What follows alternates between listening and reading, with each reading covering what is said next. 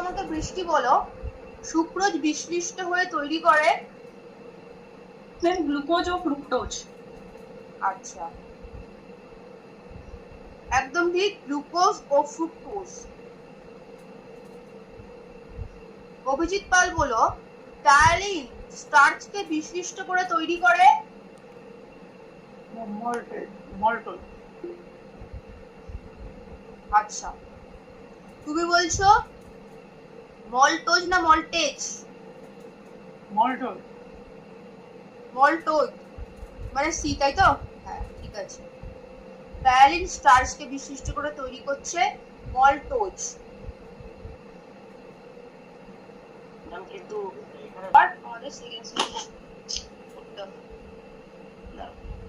Next এরপরে হচ্ছে Abhijit কর্মকারের question 14 number, যে বস্তু উৎসেচকের বিক্রিয়ার গতি ত্বরান্বিত করে তাকে কি বলে? 14 অপশন সি আবিষ্টক।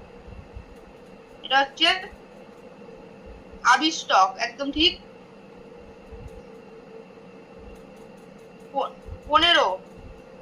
15টা আমাকে বলবে সুহানা, বিক্রিয়কের গাঢ়ত্ব বাড়লে উৎসেচকের সক্রিয়তা। সুহানা ম্যাম এটা আমি পারিনি।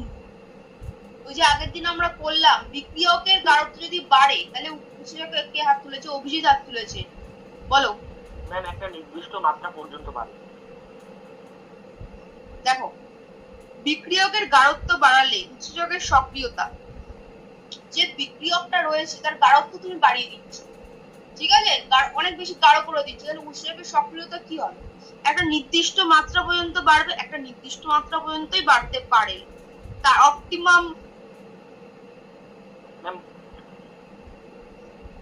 দেখো, একটা নির্দিষ্ট তাপমাত্রা অবধি কিন্তু বাড়ে, নির্দিষ্ট মাত্রা অবধি বাড়ে, তারপরে কিন্তু আবার লো হয়ে যায়, ঠিক আছে, তাহলে হয়ে যাবে কিন্তু অপশন বি। হ্যাঁ বলো বলো, কিছু বলছিলে? আচ্ছা নেক্সট বলবে আমাকে 16 অভিজিৎ পাল বলো ফার্মেন্ট কথাটি প্রথম ব্যবহারকারী বিজ্ঞানী হলেন ফার্মেন্ট। না, একবার ভালো করে মাথায় রাখো, ফার্মেন্ট ছোটবেলার পড়া। লুই পাস্তুর। লুই পাস্তুর, ঠিক আছে, লুই পাস্তুর পড়েছিলেন না?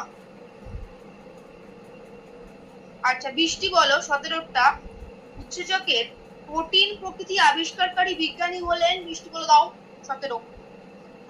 ম্যাম এ বুকনার। আচ্ছা তুই বলছিস